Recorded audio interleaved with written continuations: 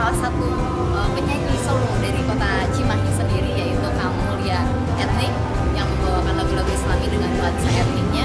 Setelah itu juga ada pagelaran pengantin dari lulusan El Kaminuni.